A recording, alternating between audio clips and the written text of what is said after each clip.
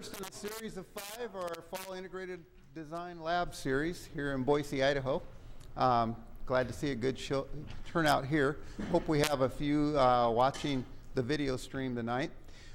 Speaking of the video stream, we want to be a little bit interactive for you. So if you have questions, just email idl@uidaho.edu. Any questions you have about the presentation, or if you have a comment about Kevin's attire tonight or something like that, idl@uidaho.edu. So glad to be here tonight. I want to thank our sponsors. I'm Ken Baker with Better Bricks Education and Training, and of course we have utilities that help us out a whole lot. Idaho Power here in Idaho and Northwestern Energy in Montana. This actually gets video streamed into Montana as well as everywhere on the web. So Tom Wood over there at the Integrated Design Lab helped put this together, as well as U.S.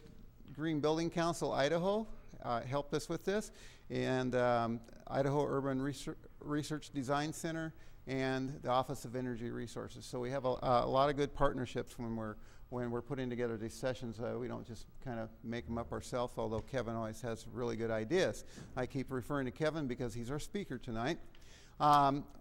Before I introduce you guys, though, Kevin and Gunnar, I want to talk a little bit about what's coming up.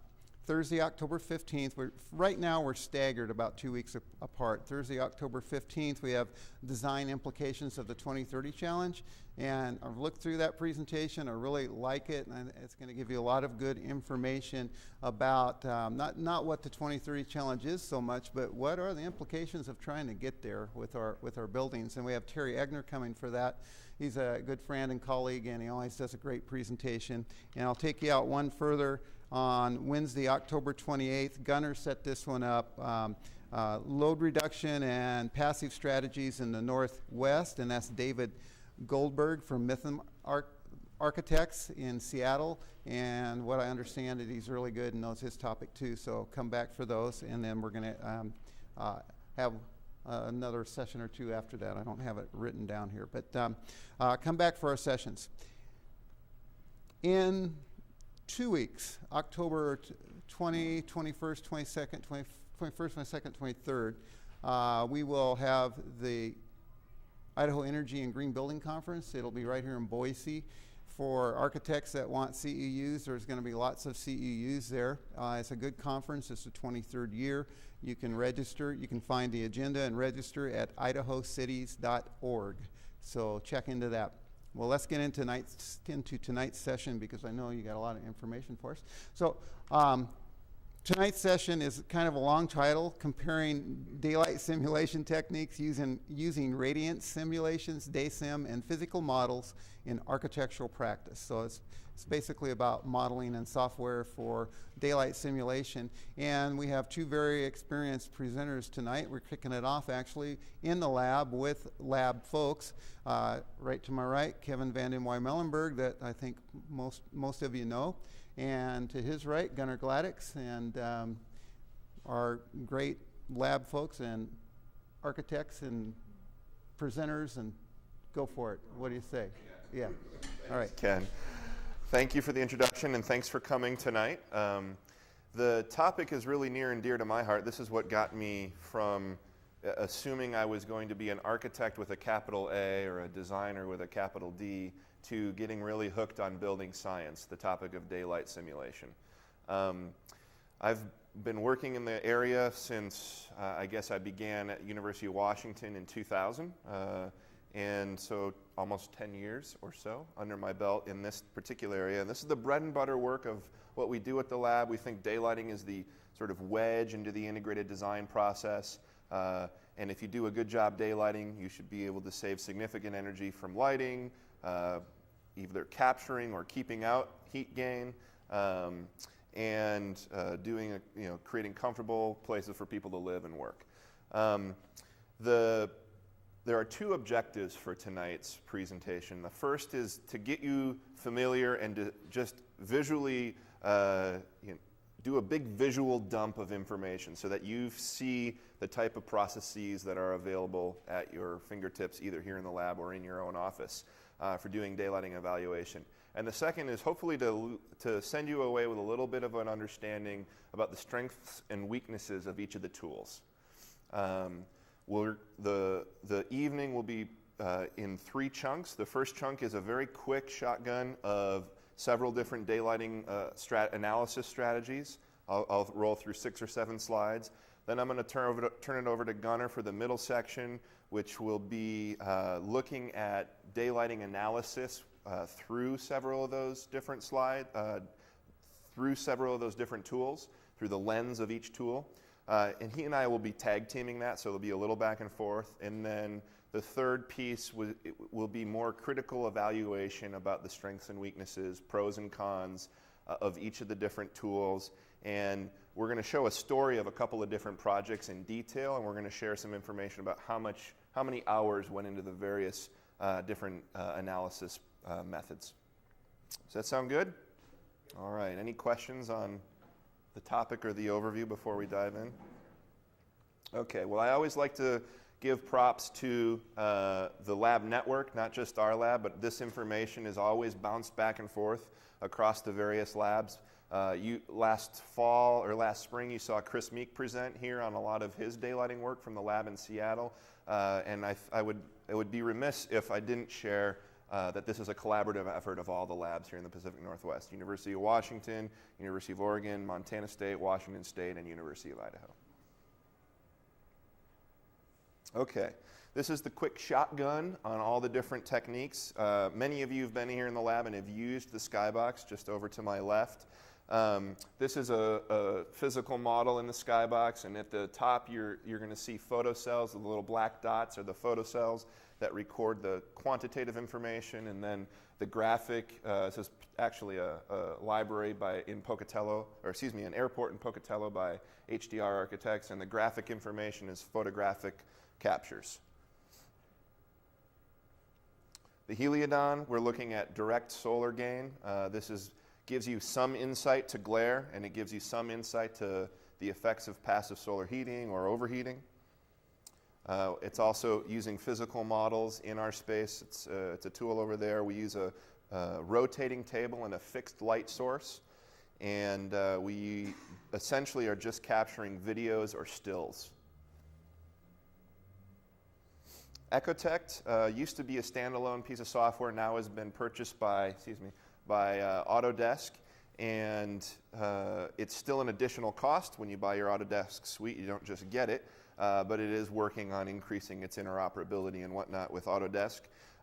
It's a tool that is fairly diverse, from acoustics to airflow to thermal and heat transfer. It also does some lighting calculations internal in and of itself. But I would say its real value in terms of daylighting and lighting calculations is that it has good interoperability with two different pieces of software, Radiance, and I'll show you DaySim in just a moment. Radiance is the most scientifically validated, physically based rendering and luminance analysis engine available to architects. If you're an architectural researcher doing daylighting, Radiance is the sort of standard.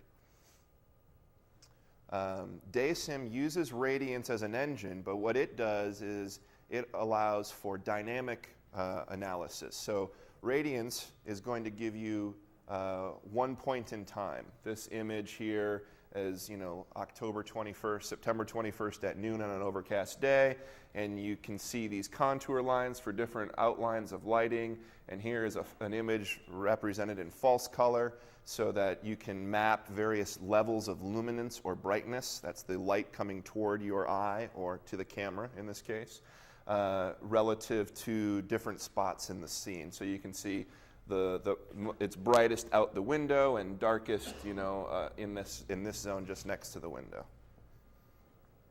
What DaySim does is it takes that and then multiplies it by 4,000 plus hours, so that you can look at every hour of the year and that type of information. And what it does is it sums that information up into a series of different metrics.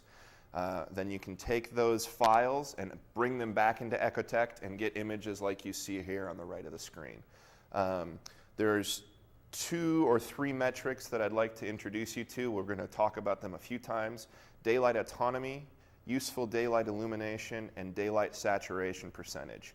I'm going to leave daylight saturation percentage off of the detailed discussion because not many people are using it, even researchers yet. But daylight autonomy and useful daylight illumination are the next level of daylight metrics. I would assume within the next 5 years, LEED will be adopting one or both of these in some capacity. And in effect, they have to some extent already. Daylight autonomy is you pick a threshold of illumination, horizontal light falling on a surface, let's say 300 lux or 30-foot candles. And what it does is it says every point in that space, how many hours out of the year where the sun is up, is it above that threshold? So if you say 300 lux, and you're going to get an image like this, and it's going to be, the colors are going to be time percentages. And yellow would mean, in this case, it's a lot, it's above that threshold of illumination quite often. Blue is it's not above that threshold very often. Useful daylight illumination builds upon that concept and just sets an upper threshold. It says not only do you have to be above 300 lux, but you have to be below something as well. And I believe most often those are that's set at 2,000 lux, but you as a researcher or designer have the ability to set those metrics yourself. High dynamic range photography, we're not going to touch on in much detail, but it is a lighting analysis method where you can start to get some of those same measurement techniques that we do in the physical model at a high level of detail in the physical reality.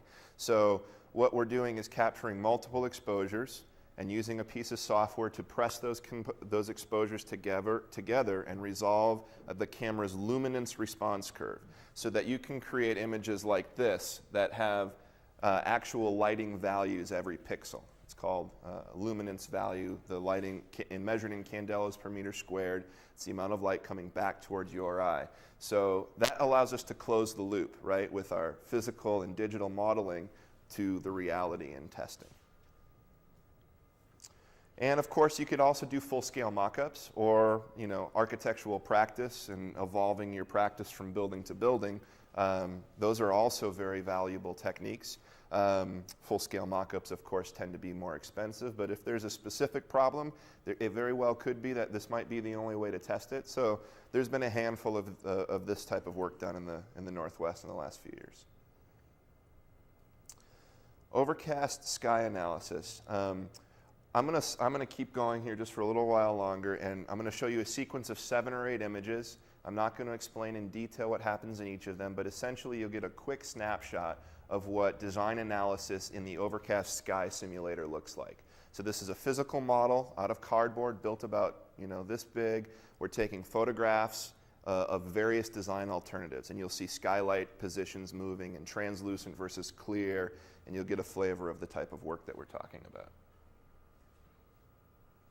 Baseline, 2 skylights. If you look over here, you can see the position of the skylights, and this is a graphic representation of the light falling on the surface. As you move up the scale here into the yellows and the oranges, that's higher daylight levels. The blues are the lower daylight levels. Moving the skylight, putting it behind the stairwell. One smaller skylight in the center of the space, 2 slightly larger skylights, 1 larger skylight in the center of the space. So it's through that process, and that can be done, in the skybox relatively quickly, changing the whole the configuration in the roof. You can put your eye in the space and really get a sense for what's happening and move your hand over various openings and relatively close to real time. The Heliodon. We take that same model and put it on the Heliodon table to look at solar analysis. And again, a lot of you have seen this already, so I'm going to move fairly quickly. This is looking at a south-facing office space at 3 times of the year, June, September, and December at noon, and without external shading or internal light shelves, and then with external shading and internal light shelves. These are all, small QuickTime videos that we would play, but they just take too much time right now. So you get a feel, this is that same space built in reality. Okay, moving on to radiance. I'm gonna keep rolling here just a little longer. We're gonna talk about a project where we built the geometry in Ecotect and exported it to Radiance and exported it to DaySim, those 2 tools I introduced real briefly at the beginning. So the first slide is actually an image that we created of Banner Bank building. And we took an HDR photograph and then created, as close as we could, the digital representation of that scene. So the rendering on the left, the false color image on the right, and boy, this did not come through very well on the screen for some reason. That's the daylight contours in the space. I apologize for that. And we're not going to be able to look at the horizontal illumination. However, you can see through a series of design alternatives. This is the baseline. This is actually changing the glazing to a higher visible light transmission. This is looking at large louver blinds instead of the smaller 2-inch louver blinds. This is looking at triple pane glazing, so the light transmission's going down slightly, but the thermal performance is improving. And this is where we have increased the reflectivity of the back wall. You can see here it's a dark brown, and here it's a lighter color, so that improves the reflectivity and the daylight in the space. And then we actually transported that to looking at a new building design. This is when they were looking at the new tower for the corner of 5th and Main or 5th and Front, something like that, the SC1, Sustainable Community 1 tower.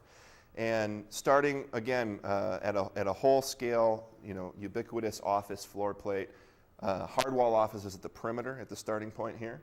And these images over here are the daylight autonomy values that I told you about, established at around 30-foot candles, 300 lux.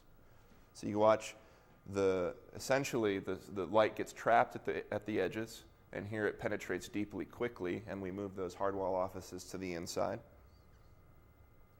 And again, a series of small modifications. This one just happens to be from here to here, reducing the amount of glazing in the spandrel panels down low, where it's not contributing a great deal to the lighting in the space. So the goal here is that it didn't get that much worse from this to this. This is where we actually looked at the 7th floor and added skylights to the back of the space and removed the hard wall offices. Of course, this is basically saying if you can manage that, then essentially no electric lighting will be required as long as the sun is up in this particular space. All right, Gunnar's going to take it over and look at a project we worked on recently with CTA, where we combine the physical modeling that I showed you at the beginning and the digital modeling that we just went through. Thanks, Kevin. Untangle yourself there. Essentially, what we did in this whole process, it ended up being kind of a hybrid of all the tools that you just saw, where we made some decisions at the beginning of the project in which tool to start with, and then moved into using some other tools because of their strengths and the weaknesses of the others. So the project is an educational building in Idaho. CTA group are the architects for the project.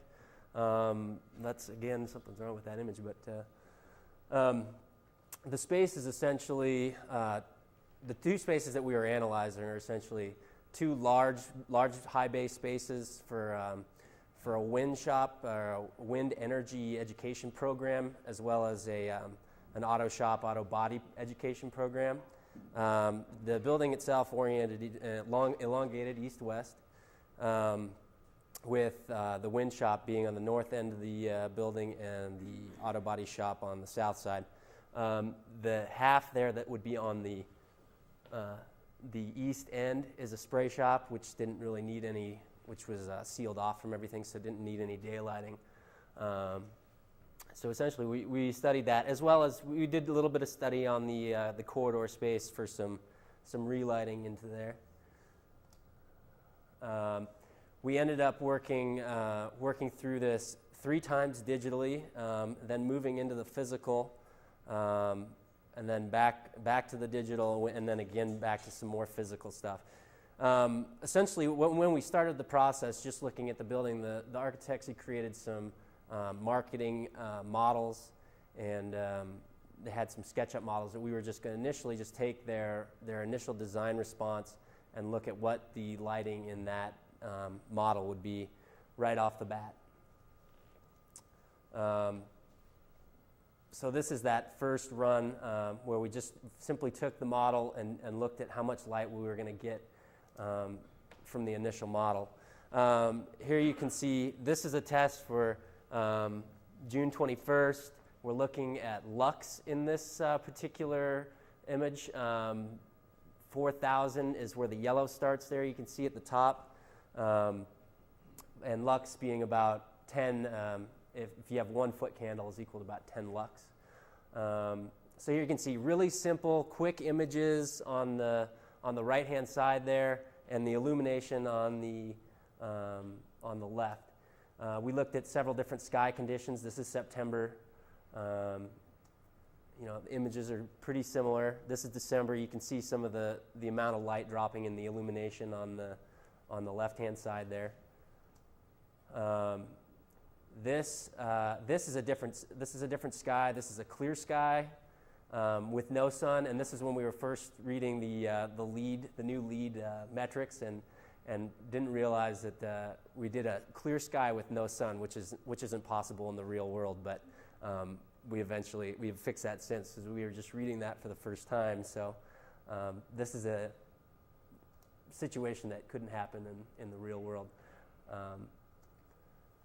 These were some of those dynamic daylight metrics again. On the left, looking at daylight autonomy. Here we're looking at percentages with 80%, and we had an enormous amount of light in those spaces because there was a lot of glazing from the marketing model. The 80% is coming from the fact that this metric is based on occupancy. So from 9 o'clock until 8 o'clock at night, and you can see that some of the winter months where the sun's going to go down, that's going to drop that percentage because there just is no sun out during that time of day and at the time of year. You might mention useful daylight illuminance, and the counterpoint actually is that the upper threshold was being exceeded almost all of the time. That's why that graphic on the right is purple, because it only counts the time when you're above a certain threshold and below a certain threshold.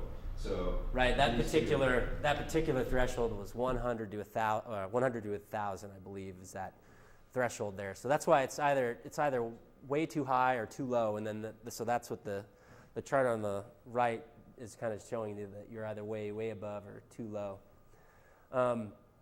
So from that, we learned that we probably had way too much glazing on a lot of the north. The south was okay. Now we wanted to try and, that was just the initial test of their model. Now we wanted to try and do some design modifications to get a lighting level that was appropriate for the spaces. Again, these are quick digital tests.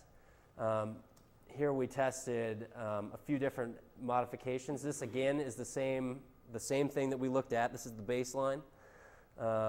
And for all of these, we're going to be looking at the same sky condition, which is the September 21st overcast sky, and foot candles is what we're measuring by. So we were changing. We did on this one, you can see in that the bottom picture, the image there, we've got some skylights there to bump up the amount of light there. The next one, we took off all that north glazing and did a clear story view window scheme. Left the south bay the same in this one. Tried taking the view windows out to see what would happen to our lighting levels. Down below, if you can look up here, this red is about 55 foot candles. So it's getting low along the perimeter of the building. And also we can just basically, these are fairly primitive images, but we can tell that the amount of light on the wall and the amount of light at the window is going to kind of create a glare condition, as well as make the space feel a little bit dark. A comparison of all the results here. So this gave us a good direction to kind of start shooting. And we moved into the third digital run on this. And essentially, it was the third one was really an extension of the second, and we did a lot more experimenting with some different skylighting options. That wasn't a preferred method for the owner and the architects, but we wanted to explore that just a little bit to see what kind of results we would get from doing some top lighting instead of just side lighting. So again, we're looking at, in this case, no side lighting in the north space with just some top lighting, plus the monitor that's between the spaces. Looking at some view windows with the top lighting and top lighting in the auto body space. A little bit different there. Back to the clear story view window scheme. Trying a different type of baffle instead of the flat baffle that we had at that the south-facing clear story in this north space, which would be here. So we're trying some different baffles. And though we didn't intend this, the yellow color actually kind of helped us to see how we were able to, what the light was coming down from there. You can see, which way the direction of the light from the reflector is coming from. Doing a little bit of a different material on the north space, doing some more reflective surfaces up high, less reflective surfaces down low. Again, the curved baffle. Comparison of all three top ones were the top lighting solutions. And you can see there we're talking about 28-foot candles is that purple, so we're looking at kind of something that's pretty low. Going back to the clear story, this is validating what we had thought from before, that the clear story / view window facade scheme was probably the way to go.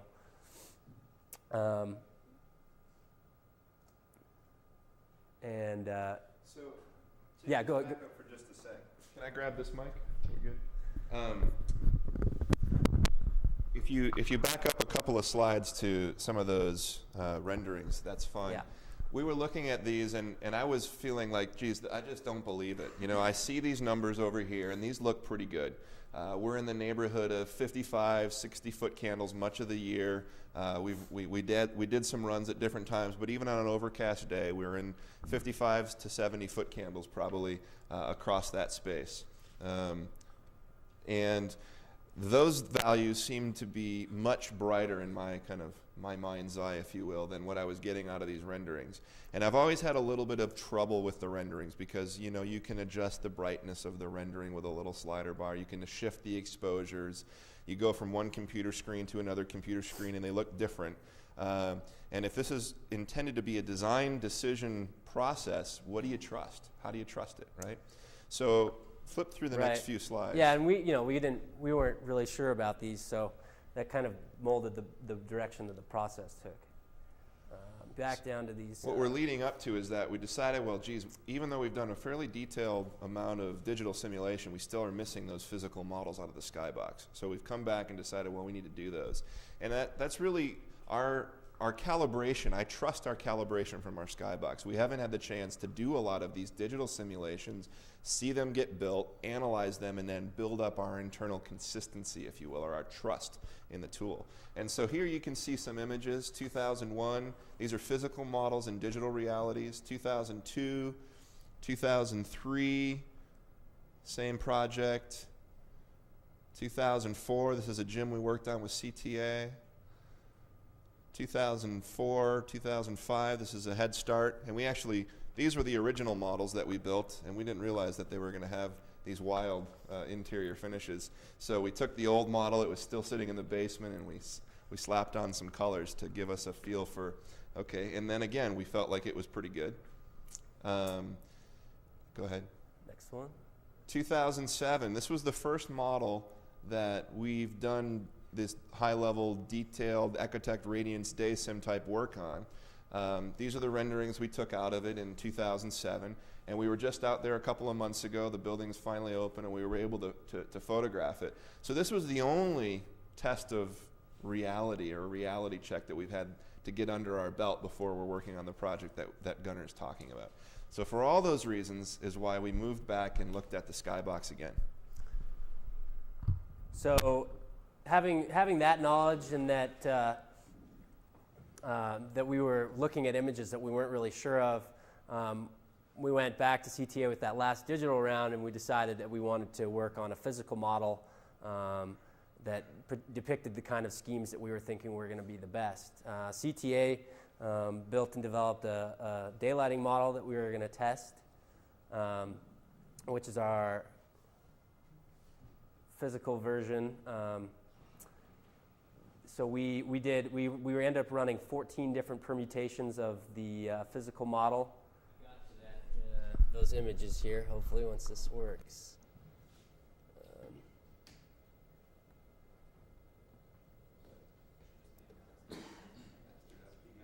Got it.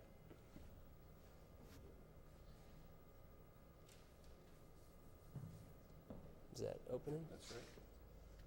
Thinking. Slide in here and just get it. Go to the viewer.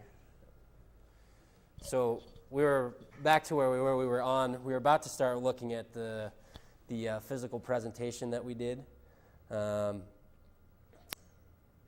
let's see. Still working on opening. You guys are a patient bunch. Yeah, thank you. Very sorry about this. It's almost there.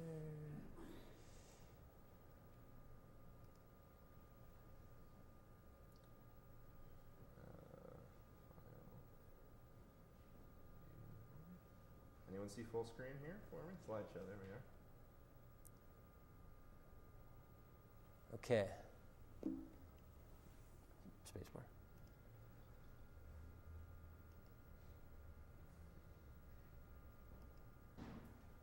Try spacebar.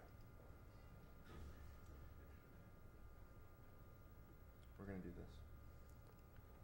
Just click on. Okay. Okay, you Kevin will white the machine. Okay. We saw this. Just wanted to again point out the roof, how the roof is articulated, cascading down from the north high bay space into the lower spaces on the south auto body shop. Go ahead. Got that before. Go past that again. Oh, we're at the physical, so way down.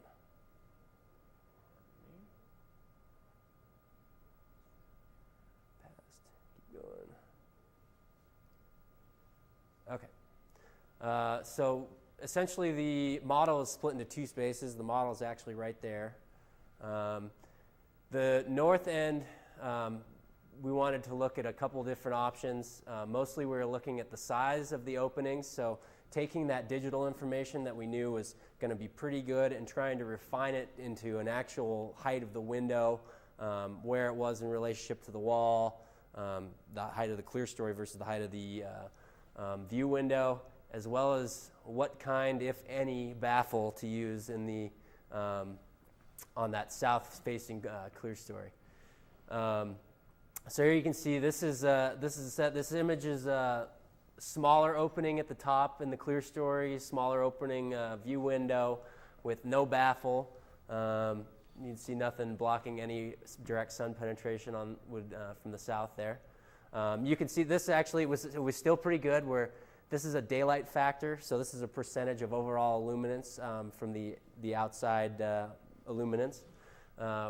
Red being 2, so we're meeting kind of minimum recommended thresholds for this, and not getting up over any of the maximums there. And if you just watch these, courtesy of Jason Yates from CTA, he does a nice job representing each of the different alternatives. So you kind of click through and we can watch. You can see putting in a baffle there, making the clear story bigger there.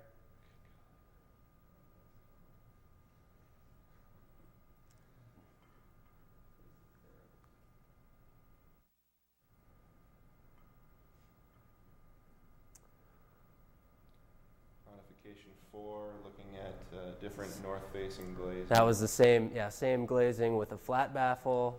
Slightly larger. Bigger, and you can see the difference in the amount of light coming in with the bigger clear story there. Curved baffle.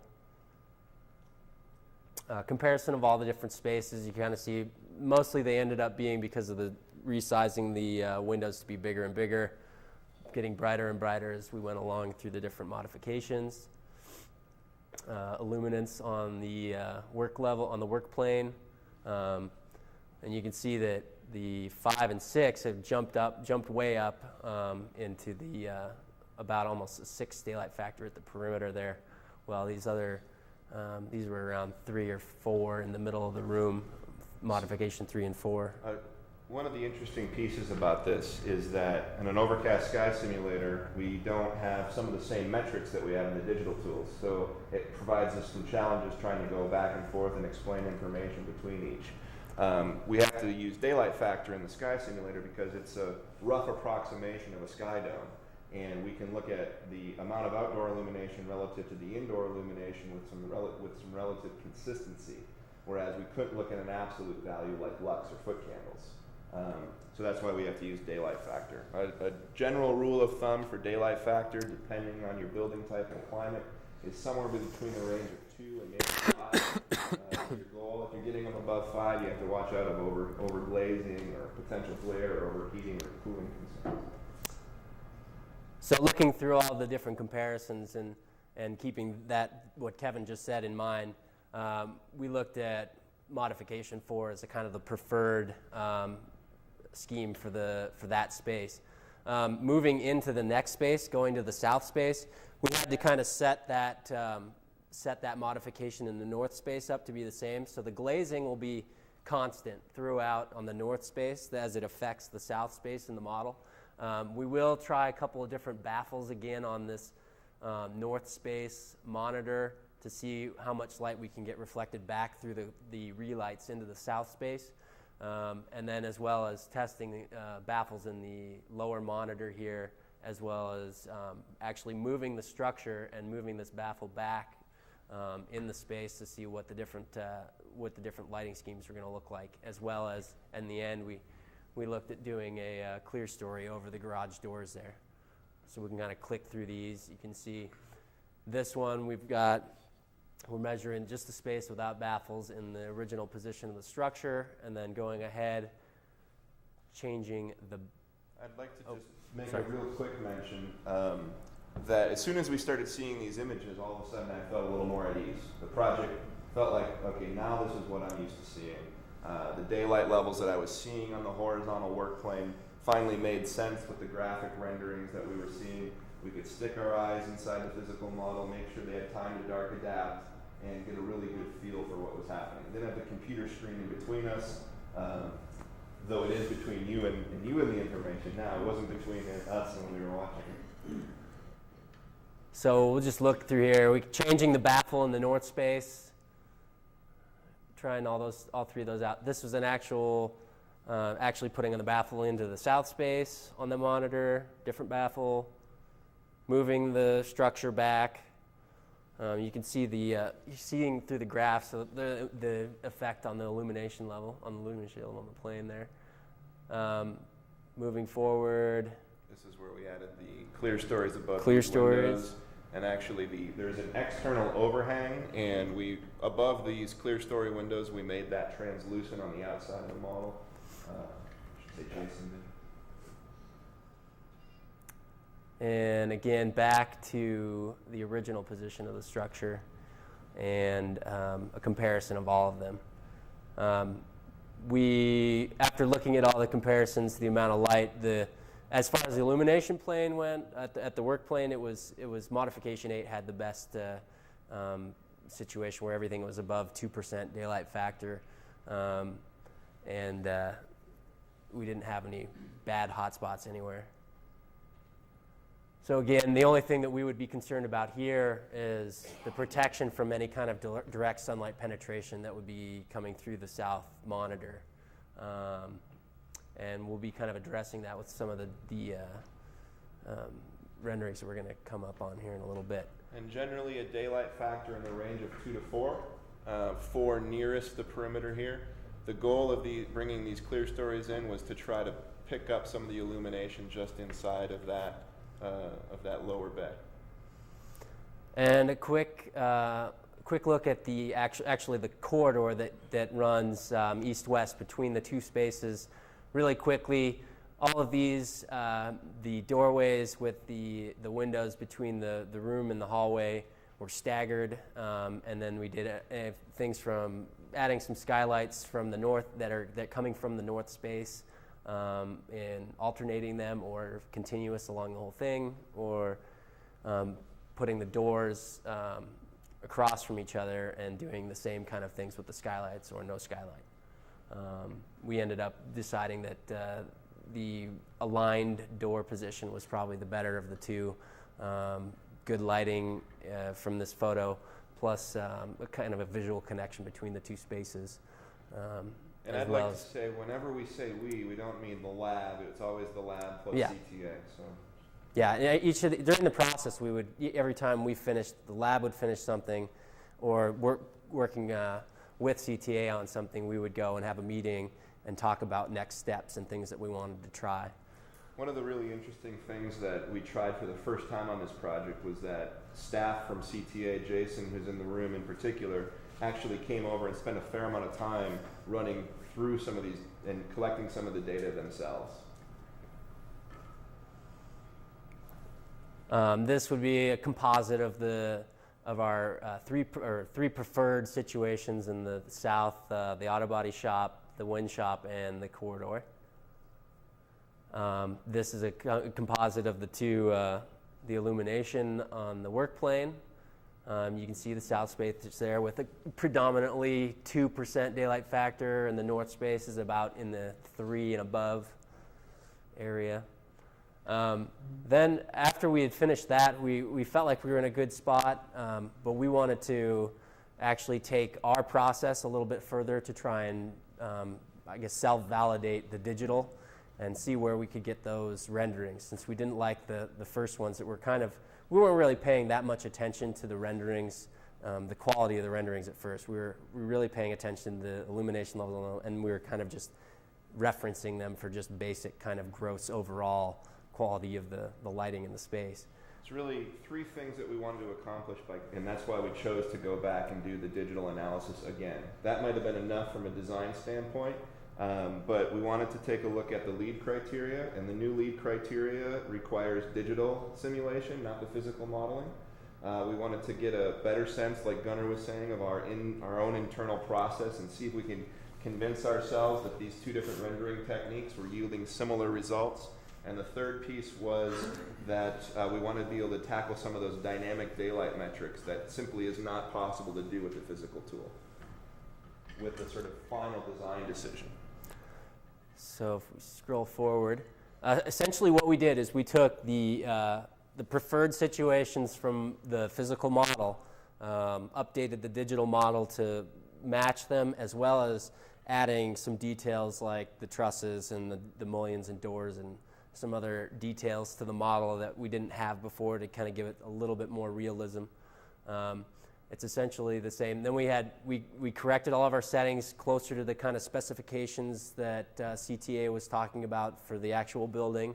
And that would be looking at the VLT of the glass. And that's actually another comment. And on the skybox, all glazing for a certain analysis has to be the same, because it's a reduction factor in the Excel tool that we use that calculates the daylight factors. So you're only able to use one type of glass, where in the digital version you can use, here we use a 70% VLT on the north glass, we used 55 on the south, east, and west, and a different for the relights. So there's a little bit more detail that you can build into the digital models.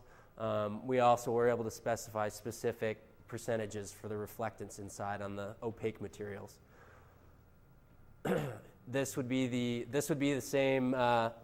This would be one of the kind of standard ones that we looked at a lot, which is the September 21st overcast, and you're looking at foot candles there. This red color being 55, purple is, and then this was the lead. Lead is requiring you to do two metrics, one at September 21st sunny sky condition at 9 a.m. and one at 3 p.m. They're trying to address lower sun angles and glare conditions. So what they've done is they've set a bottom threshold at 25 and a top threshold at 500-foot candles. And you can see where we've got these kind of spots in the model. Those are little strips of light that are going to be above 500 foot candles, and therefore will fall outside the range of the lead requirements. In addition to simply meeting the lead requirement, it kind of throws up a flag too. Let us make sure that we consider the direct sun that's still slipping, beneath this clear story here, or through the external overhang, under the external overhang of this clear story window here. Right. So if we're going to scroll forward, we just have, that's the 9 a.m. version. This is the 3 p.m. So you can see there's nothing coming in on the east side now, and really the only thing that's happening is that strip of light coming in the south. Then again, this is foot candles, same as before, but comparing it to daylight factor in the digital. So this is it's pretty close to the same as the physical, and we'll show you one of those slides here coming up in the comparisons. These are the dynamic daylight metrics. So we tuned this a little bit. We changed it from 8 in the morning until 8 at night. So again, you can see that areas that would be, most likely this is 80%, and you would wonder why it would fall into 80, but it's because those hours that are in the winter months when it's 8 o'clock at night and it's completely dark. So. And then this is a daylight factor run just like the one before, except in a different tool. And so they're using some different averaging.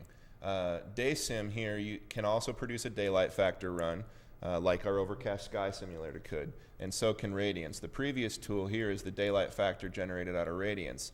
It's simply the fact that Radiance uses one particular point in time to create its daylight factor, whereas DaySim averages several different hours out of the year to create its daylight factor.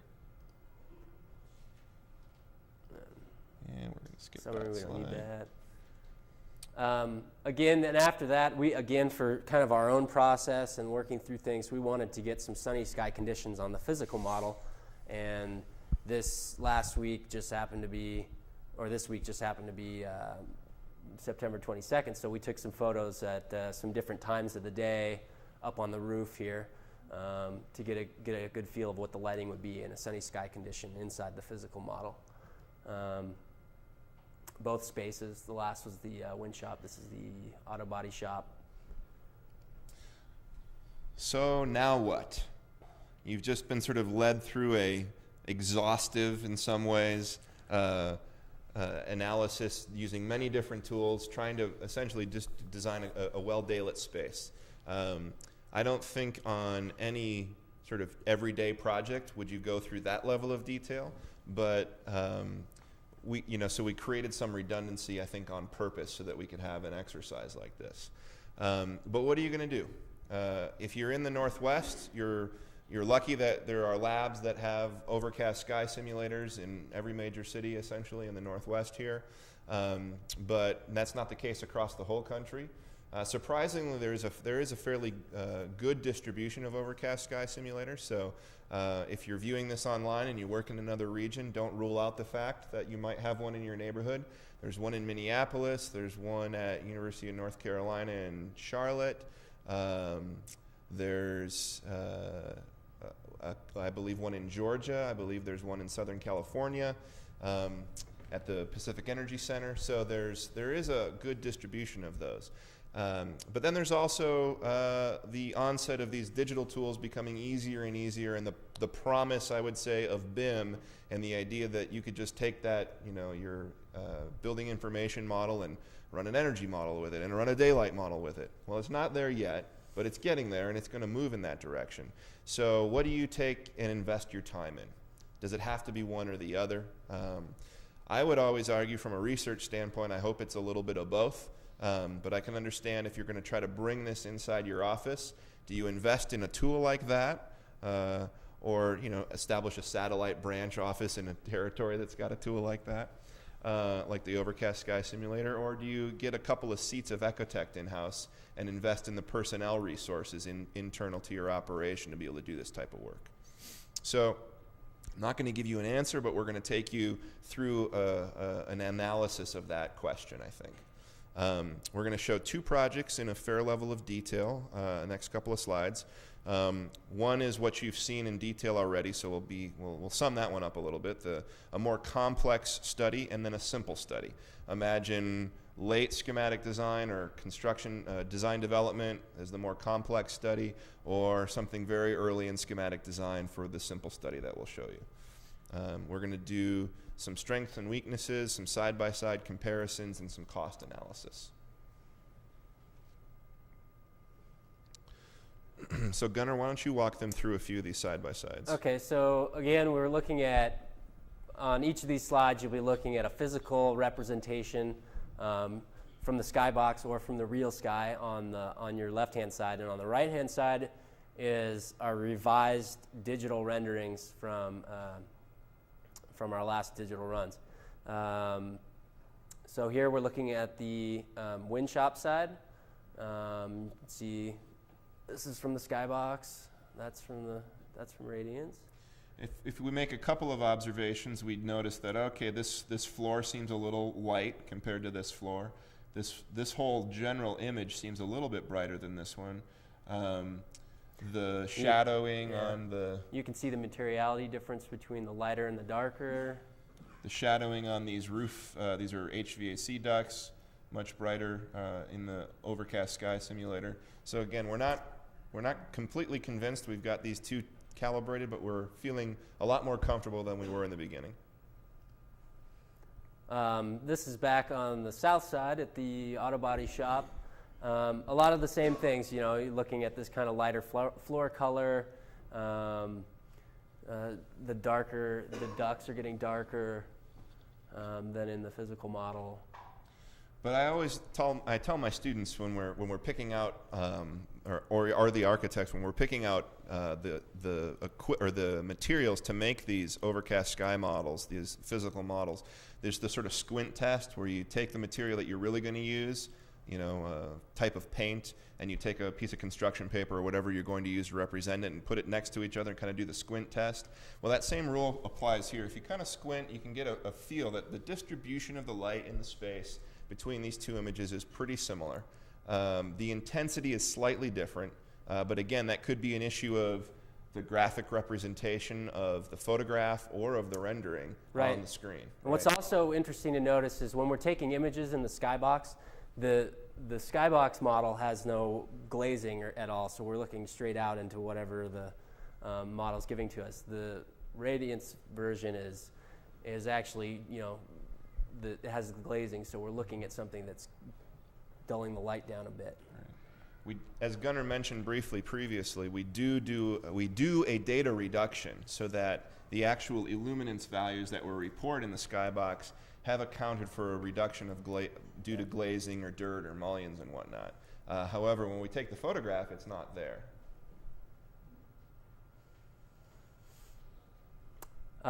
This then would be looking at the auto shop in the sunny condition. You know, similar things. And here, actually, interesting to note is that the physical model seems to kind of have a darker appearance around everywhere, and that the digital model is a little bit brighter on the surfaces. And we also noticed that the physical model changed more relative to the Overcast Sky. This is the Overcast Sky than the digital model did. You just flip back and forth between these two. The overall brightness of the physical model seems to get a little bit darker than does the digital model. And that's counterintuitive because it's a sunny sky. But as I've mentioned before, because it's a sunny sky, you would intuitively assume that it's going to be brighter. But 90% of the sky dome is actually darker on a sunny day than it is on a cloudy day, right? So not completely intuitive. Here we're looking at the direct comparison of daylight factors from the physical model again on the left and the digital version on the right. And you can see that I've got some little boxes there pointing out to some of the kind of major areas of illumination. We've got 3, kind of matches up with that orange, darker orange color in the digital versus the physical. The physical, the auto body shop seems a little washed. It's pretty even in the physical, a little bit more variation in the digital, but overall kind of average is still around 2. So again, we felt pretty confident in the actual illuminance values. Yep, you're looking good. This is a quick description of kind of some of the differences, and I think we've kind of picked up on a lot of the same things where we're talking about the VLT of the windows in the physical model is always the same when you're running a certain simulation, where versus the digital you can change each of the different glazing types in each of the directions, the cardinal directions. We have some pretty precise numbers for the internal reflectance coefficient. It's kind of a guess. Most of the time we guess at the materials. It's like he said, the squint test. However, you can measure the materials or even use the real actual material. The modeling, the geometry was essentially the same. We had trusses in the physical, we had trusses in the digital. That kind of stuff was fairly similar. So this is the cost analysis, if you will. We didn't represent it in dollars. We represented it in hours between the physical on the left and the digital model on the right. And this is really inclusive of the entire process that you just saw for the VOTEC building. It also includes some of CTA's time, not just our time, CTA's time for building the physical model, creating some of the presentations and working with us on the presentations, and coming in and doing some of the testing with us as well. Yeah, so this was from baseline analysis of that simple marketing model all the way through to the tweaking the really nice digital renderings. So construction, 75 hours for the physical model, 86 hours for the digital model. Data collection and data analysis, 48 hours for the physical model, 56 hours for the digital model. The time to develop the presentation, about 20 hours for the physical model and about 58 hours for the digital. And it would be notable that we did a fair number more runs for the digital analysis. So it's not necessarily an apples to apples comparison. And a total of 143 hours for the physical and 200 hours for the digital. You take any of those numbers alone and those might seem kind of frighteningly high, or especially if you combine them together. But again, I would emphasize that this was sort of the ultimate, right? This would be a very detailed physical modeling and a very detailed digital modeling analysis. So that's why we want to show you a simplified version that might have, resulted in a similar result if we weren't trying to be so anal and scientific about our process. One other interesting observation is the flip-flop, and it's more noticeable, I guess, in the second slide one, here. yeah. I'm going to skip that thought for a second. The more simple calculation. So this is a project that's in Pocatello that HDR is working on. It's essentially there's a new terminal section that they're going to build, and this is the existing section that they want to add some top lighting to see how they can improve the daylight in the space. We're just going to show a couple of the iterations that we went through. I believe we did about 7 or 8 total. But this is just, again, this is comparison between the two, looking at daylight factor from the physical model and the same modification in the digital version. And it's pretty close. It's a little different in this one, but it's still pretty close to the same. The colors on the graphs are off a little bit on this one. We didn't have it dialed in as we did on the following project. Really quick, same kind of images that you saw from the beginning of that other project versus the physical project here. This is just another iteration of that process. And for the summation here, very close to the same total numbers. Total project time for the physical around 74 hours, and for the digital 71.5. If we look at the construction time, it actually took more time to physically build the physical model than it took to create the geometry in the Ecotect engine to run the digital analysis. However, it took much less time to do the data collection and data analysis on the physical model, and it took so they kind of flip-flopped there. It took more time to do the data analysis for the digital. And I would say that I feel like that's pretty fair and standard for a quicker, smaller project that's not as refined. And we didn't mention it, but the one additional difference between the physical and digital, whether you're doing a simple or a complex rendering, is the amount of time that the computer has to spend, not you necessarily, to create those rendered images and those horizontal illumination plots in the digital tool. Gunnar, would you walk through the numbers real quickly? Yeah, looking at like the complex, high quality stuff from the previous project, where you're looking at setting it up and hitting the go button, and you're going to get the illumination plane, the work level illumination, and a couple of renderings. The high quality stuff with the high quality settings, about 5 hours. And you can run it overnight. You know, this isn't while you're sitting waiting or doing anything. That's typically what we do, is we run it overnight. This quick, less complex version, same amount of stuff, illumination plane plus a couple of renderings, or one rendering, about an hour.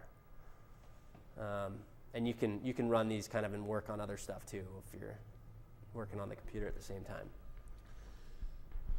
All right, pros and cons, but before we jump into that, I thought we'd pause for questions. The last segment, we've got a few slides on pros and cons, kind of a summation. Some of it will be repeating what we've already said as we went along, but we go through each tool and talk about pros and cons. But before we do, are there questions that we should entertain at this time? What kind of return on investment do you expect with electrical savings for the lamps? Right. So the question is about return on investment, and the most important piece that I'd like to state is that you would really want to do a full life cycle cost analysis to really answer that question. But I always say that these decisions typically get made for other reasons. There's very few cases where we actually take this kind of information and then do a life cycle cost analysis, and that's the decision whether you do the better daylighting or not. This is about a process that supports better design, and that gets measured in return on investment from the electricity savings, the employee retention, the employee recruitment, the increased productivity, and as soon as you get into any of those others that are besides electric energy savings, they start to get a little more squishy, a little harder to find, a little harder to defend, but they're the ones that show the real return, if you will. On a project like this, if it's 1 watt per square foot installed, we would have fairly good confidence that you'd see something, if it was a 12-hour occupancy period, you'd see these lights on for maybe 25 to 30% of the time if a photo control system was installed and commissioned correctly. And commissioned correctly, yes. And so I'd have to do some math that I don't want to do in front of everybody to give you a number. But my sense is you're talking about a couple $1,000s a year worth of savings from the electricity, from the lighting. So within a few years, you'd certainly pay off these design fees. Yeah, and the programs have the capability to do that kind of math as well. DaySim will help you define what the criteria are and what the situations that you want, and it'll help figure that out. Did I see another question, Jim? Yes, the hours that you had listed between the digital and the analog, if you will, or the real physical model, are those kind of after the learning curve? This is the real production kind of hours, or is that encompassing a lot of the earlier learning curve stuff? I'll answer that as it's a little somewhere in between. Part of what we are is a teaching institution, right? So it has learning curve built into these numbers. We did pull out some of what we thought was completely redundant. If we had an extra person simply shadowing, we removed those hours from the analysis. I'll get that back up. Gunnar will field another question. Any other questions? Or are we? Let's see. Where were we? Yeah, we didn't. We had some hours that were probably part of the learning process. So we tried to eliminate as much of it we could, but I think they're pretty close. They would get tighter and tighter as some of the folks here got more and more experience on doing those. Some of them, I think those were probably the first time they ever had done the skybox, or the first time they had done some of the renderings. Question: when we compared the two different in the simple and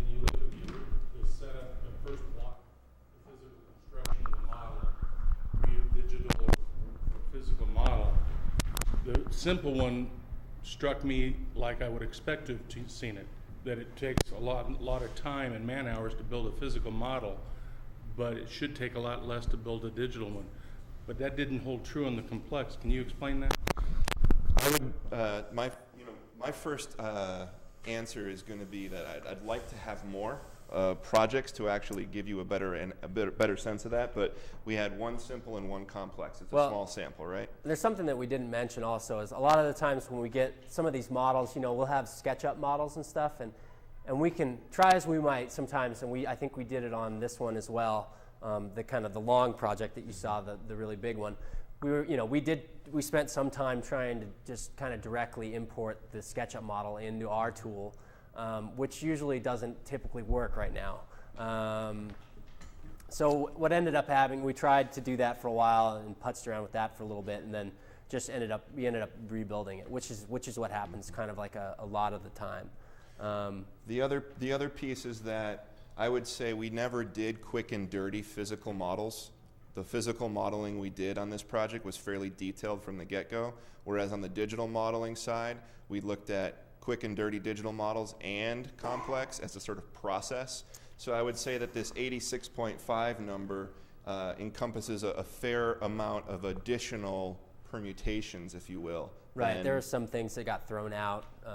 That doesn't look right, or this isn't going to work. So the physical model took a little bit of planning because of the modifications that we wanted to make to it. So it was easily able to, through Jason's planning on the model, was pretty easy to change. Other questions? When you add electric light to supplement, let's say, a dark day or night, are these lights dimmable or to supplement what's necessary to make the full amount of luminance inside the building, or are they strictly on or off?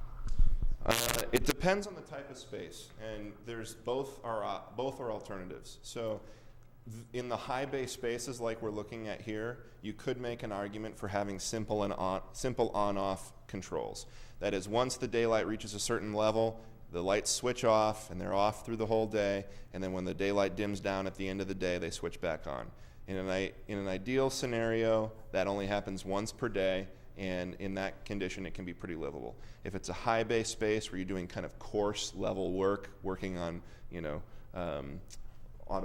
larger, not fine paper, text-based work. If this were an office study, we would definitely, or a classroom, we would definitely argue for the dimmable solution. The upfront cost is a little bit higher. You have to pay for the dimmable ballast, but you don't notice the lighting shift then. And it's when the lighting switches off that people look up and notice that the lights aren't on and something's broken, and they tend to override a system. So in a low bay space where you're doing fine scale work, we always recommend the dimming. In a high bay space, you could argue for simpler controls and a simpler installed system, so long as the switching isn't going to be annoying. And I think it's got to be a really well daylit space to get away with that. If it's a marginally well daylit space and you're riding up and down against the lighting criteria and those lights are switching on and switching off all day long, you're done, and they're going to be disconnected, and you won't be saving the energy. Any others? We want to go through some of these pros and cons slides. Okay, so the first one that we have up here is the Overcast Sky Simulator. It's an extremely intuitive interface. You've got a physical model, you bring it in the room, you can look at it with your real eye, you take some measurements with little photocells throughout the space, analog, and there we go. Everyone can do it. Can you keep the first one on? Easy to assemble models. These are pretty simple shoebox models. Jason builds beautiful models. It's fantastic, exquisite models, actually. But these can be pretty simple models. It's the sort of thing I like to say shoebox modeling. Take a shoebox, cut some holes in it. You can look at skylight configurations, make it a classroom, make it an office building. The personal time that you can look at the model with your eye, I think, is the thing that sets the Skybox apart. The cost we've seen could be argued as a wash. The images are pretty good in both. The data we believe is pretty good in both. But the Skybox, you can set your eyes inside it, let them dark adapt, and make real-time decisions with your physical gestures over your openings and get a real intuitive feel for where the light's moving around the space. You don't have to wait for the rendering engine. Now, I will make some arguments to the pros of the rendering engine in a moment. The ability to use real materials, the cons of the Overcast Sky Simulator. You'd have things like you don't have the ability to use different types of glazing on, aside from just doing like a translucent. Usually we'll put trace paper over for a skylight, but that's about the largest modification that you can make to the glazing. It requires the skybox to be here, so you have to have locational efficiency to use the skybox. And you can only measure one sky condition, this ubiquitous overcast sky. Gunnar, take it away on the Heliodon. The Heliodon, it's pretty much the same thing. You're looking at the real materials that you're using. Easy to assemble models. You can do the shoebox type models, or you can put the higher quality, more complex models on it. It essentially is helping you to make real-time decisions about not only glare conditions, but also kind of heat gain. You can kind of think about it as heat gain when you're looking at it. Where do I need shading? So on and so forth.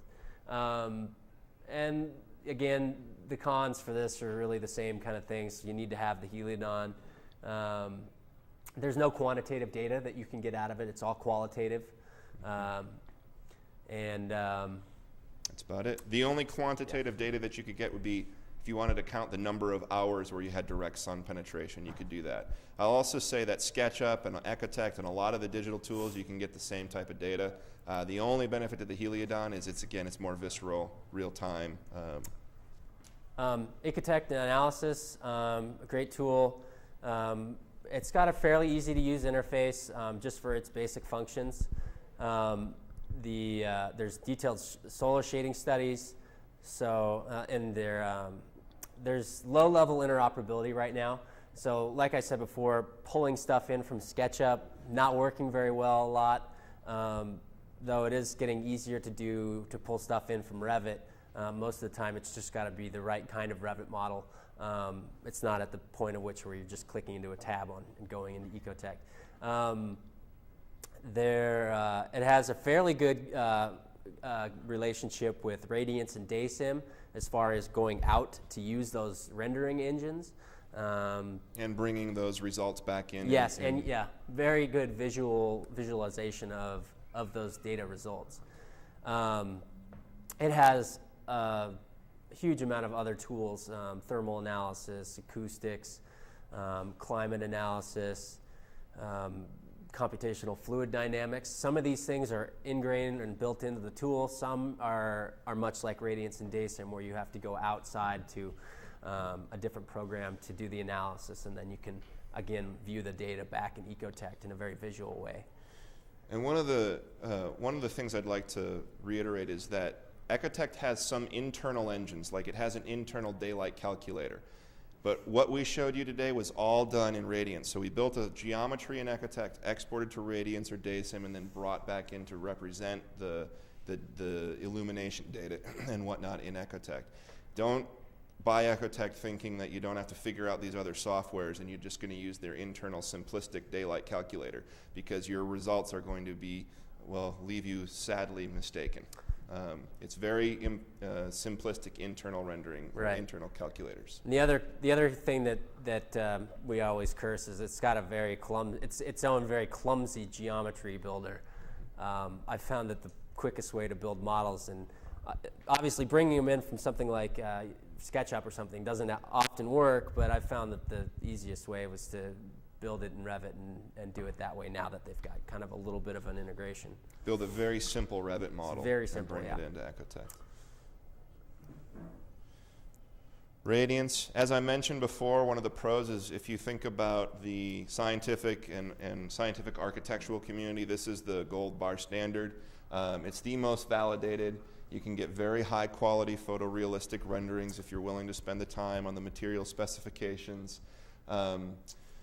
Let's see, you can put the fairly accurately defined materials, and there's more and more research always being done on reflective data, so you can bring in different types of materials as sort of pre-packaged elements. Ability to measure both illuminance and luminance. Conduct glare analysis, which you can't really do in the skybox or on the Heliodon except for a very simplistic way. And you can render lots of different sky conditions. So those are the pros. Free. It's free. That's right. I put here steep learning curve, and then I put it again because we'd like to emphasize that there's a lot of scripting and text editing that needs to get done to get some fairly high quality images out of it. So it takes a little bit of time to figure all that out. And computationally intensive. It can, it can bog down your machine. Some of the most advanced renderings I've done have run 30 hours or more on this machine, which is. And I forgot to mention that the Ecotech that was about $2,000 a seat. That's right. And then, but Radiance is a free version. Steve, you have a question? Yeah, on Radiance, can you simplify the model inputs so that it doesn't take so long to calculate? Yes. Yeah, we've been working on some standardized scripts and materials that are helping us to improve our time and quality. I think yeah, you can get there. It just takes some time to learn it and then build those standard things that you do every time. You want to take DaySim, Gunnar? Yeah, sure. It produces some great data. Again, it's easy to you can view that data in Ecotech, but actually you can also do this in SketchUp now. I believe they have there is a new third-party add-on that you can actually import graphs back into there too. But it will do the dynamic daylight metrics, and this is the only tool that does dynamic daylight measurement. So big plus for it there. And it uses Radiance as the engine. So the validation that goes along with Radiance being a quality tool and engine, Radiance simply uses it as the rendering engine. It'll give you, and like I was saying before, it'll give you the kind of the numbers for the electric lighting savings depending on the inputs that you give it. So that's where you might get kind of the numbers for that. But like Kevin said, that's not the whole story of why we daylight. It's also free. And the cons, it's a medium learning curve. It's not as intensive as Radiance, certainly. And again, it's got a user interface that's pretty robust. It doesn't give you any image-based output. Any of the numbers that you're going to view you're going to look at inside of Ecotech, and it doesn't do any rendering. We're almost done here. I'm going to skip over high dynamic range photography because it's really just part of a larger suite, and it couples together well with this full-scale mock-ups. I think one of the most important pieces is, no matter what, to close the loop and start to get your own calibration of the modeling that you're doing and the physical reality. And don't forget, once the building's built, to go back and take some photos, maybe take some high dynamic range photos, and we'd be happy to help you work through that and compare it against some of the daylighting analysis. Full-scale mock-ups, I'll start with the con, and that is they're doggone expensive.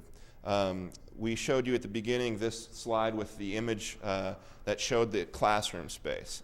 And that was a mock-up of Mount Angel classroom, and it was about $85,000 worth of hard costs to build a room inside of a warehouse. They cut a hole in the roof to look at the skylighting. $85,000 to mock up the space, plus about 900 man-hours to do all the scientific analysis and, they actually had to build this reflector here.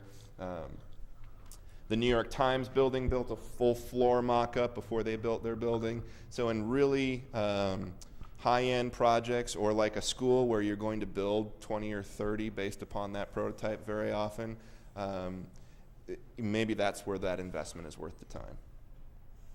It's worth the investment. And that's it, because we already finished up with the tone mapping exercise. So we have a couple more minutes for questions before our legal time, and I'm sure we can slip over if we need to. But any questions on the pros, the cons? Any more questions on the cost analysis? Or or did we cover it? Thanks for being patient while we fiddled. I just had a question. When you were talking about the renderings you were getting out of radiance and everything, you said it was 1 to 5 hours based on the complexity of the model. In equal relation, what is that in the daylighting, the lighting box? In the skybox? To do maybe one permutation in the skybox. Hmm. Yeah. You know, I would estimate like 15 minutes to get a good image out of a physical model once you've got the geometry built in the skybox. Taking a series of exposures, and you know, we create those high dynamic range images for all the models we do in the skybox. And you know, like you said, anywhere from 1 to 3 or 5, or who knows how long the more detail you put into a digital rendering. So the big takeaway for me, I think, was what we saw in the simple model. It was much more time to build the physical geometry in the skybox for a physical model than it was for the digital model, but it was much quicker to get results out of that model in the skybox once you had it than it was in the digital. Maybe to break it down a little bit, the digital model, now if we're looking at running the script and getting the illumination, and then let's say 2 renderings, doing the illumination calculations for the work plane, 3 hours, an hour and a half for each of the renderings. Skybox, 15 minutes I think is pretty fair for an image, and then probably to get the illumination, setting up a grid and moving the sensors along the grid, taking those measurements, and a half hour to 45 minutes I would say for each permutation on that. So probably about an hour to get both an image and illumination data. Good question. Jason, or what would be the kind of down and dirtiest, quickest way to get your feet wet in doing some sort of daylight modeling for, say residential and/or light commercial, just to try and learn some of these programs a little bit and get some data that would be helpful in the design process without having to, invest, say, $3,000 into a software program or something of that nature? I would say building some quick physical models and putting them into the skybox. Though the digital, like radiance is there, we use a front end, and most people would too, and that's obviously where the cost, we're running up against the cost. a couple of recent developments, and we haven't done a lot of analysis. Gunnar has done a little more than me. Well, first of all, to reiterate his first point, yeah, absolutely. Build a physical model and take it outside if you don't have a skybox. I mean, you can get a good feel, go out on a cloudy day, go out on a sunny day. Yeah, put skylights in, cover them, take your hand off. Right. And if you are going to invest in yourself to do digital analysis, there is a new SketchUp interface with Radiance for sure. We're not sure that there's a SketchUp interface with DaySim. But there is. Okay. Yeah, it's very new. So both those tools, I guess, yeah, I've forgotten about it. And they're, though, bringing the information back into SketchUp and looking at it, harder to do than in Ecotect. After we have a digital image, there you go. Either Ecotect, Radiance, or through the high dynamic range photography techniques we showed you before, we're trying to find a consistent and reliable way to get that image represented on our screens. And it's going to take a couple of more buildings, I think, under our belt to be a little more sure about how this goes. Sorry, just cutting off. Okay. But there's a process called tone mapping. Essentially what tone mapping is it takes an image. These are high dynamic range images. They've got values of luminance of 1 candela per meter squared all the way up to several thousands. And there's no way that our screen contrast, which was 1 to 300, can actually represent that information properly. So tools like Photoshop or Preview or Microsoft Image Viewer or any of these tools, they find ways to press that data down so that you can view it in some sort of way that seems close to reality. And so what we did was, just for our own exercises, we took one of our final renderings and ran it through several different tools. So this is the Wind Bay the north-facing clear stories, the south-facing clear story on a sunny day, opened in Photoshop. These are all high dynamic range images. The same image opened in HDR shop, so that's telling us they're basically using the same tone mapping algorithm. The same image opened in a tool called RAD Display, same algorithm essentially. Another tool called Artisan, essentially the same, slightly darker. HDR shop using a tone mapping algorithm developed by Eric Reinhard. It's a relatively new one. It gets much darker. Piece of software called Photomatics. Similar algorithm used by Radiance Image Viewer. And then one that we like fairly well is called Easy HDR. It's a tool you can buy for about $50. And we felt pretty good about it. Again, on the there's a whole other confusion if you look at it on a projection screen versus the LCD screen, of course. But these are starting to feel a little dark up here, but on the LCD screen it feels pretty good. And then a couple of more. Photosphere in a Mac, Preview in a Mac, and again, we like this one pretty well. And then a different technique, which is a little convoluted, where essentially we took a high dynamic range image and broke it down into a series of low dynamic range images, essentially without all that luminance values, and exported as a series of different exposures. This is sort of like the technique you would use for creating a high dynamic range image out of a photograph. Looking at all of them together, in the end, we felt pretty good about this one and this one. Yeah, the two there. And so you'll see those two in the end. So as we move forward, we're feeling like we're going to use either of these two techniques. This is basically just opening it in a tool called Mac Preview. It's the generic image viewer for a Mac. And then using the what I'm calling an artificial HDR process, where we take a series of exposures and then we recreate another high dynamic range image. We feel like these two are the best representation of reality. They compare fairly well against the skybox photos, which we'll show you in a moment.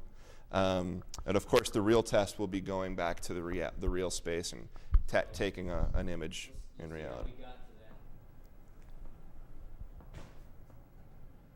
Are we done? Or Steve, was there another question? No? I think we're done, Ken.